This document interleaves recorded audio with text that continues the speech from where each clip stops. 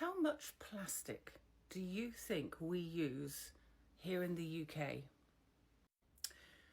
Now, the big plastic count took place in March, and many people, thousands of people across the UK took part, and the results may surprise you.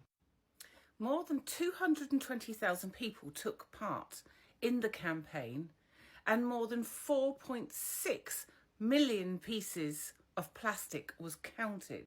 Now, perhaps the shocking news is that a mere 17% of plastic here in the UK is recycled, and in fact the rest is sent to incinerators, or perhaps even worse, the rubbish, the plastic, is sent to other countries for them to dispose of.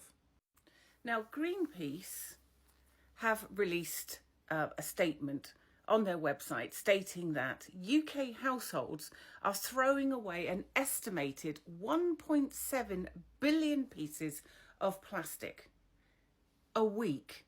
That's each week. So 90 billion pieces of plastic are discarded each year. Now, I mentioned that 17% of plastic is recycled, but what happens to the rest of it? Well, 14% is actually exported, so that will go to another country, so technically it becomes their problem. 11% now goes to landfill here in the UK, but a staggering 58% is incinerated, and that will bring its own set of problems.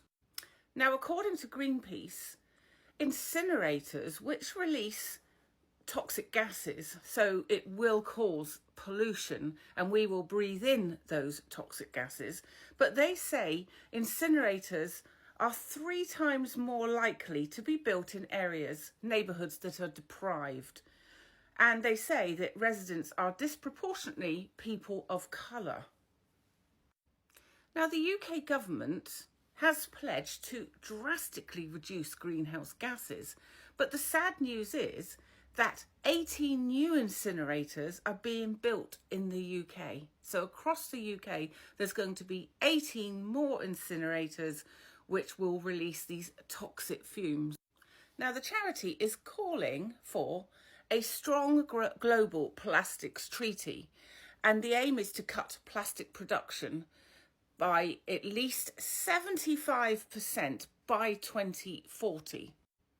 Now, the bad news is incinerating plastic per tonne is worse than the burning of coal when it comes to the releasing of CO2. So it's bad for climate change, and we all know that climate change is here and it's causing problems. But what is the solution? Well, we certainly need a reduction of plastic at source. So it's not putting the emphasis just on householders to try to recycle their plastic when we know that only a small percentage is actually being recycled. So we need to have changes, and that means at government level. So when you come to vote in the forthcoming general election, whenever that will be this year, you need to look at the party that has this in their manifesto, the party that promises that they will make sure that the plastic reduction will take place at all levels and not just relying on householders. There is no doubt that it is time for governments to step up and to exert influence on these big brands that are also a big part of the problem.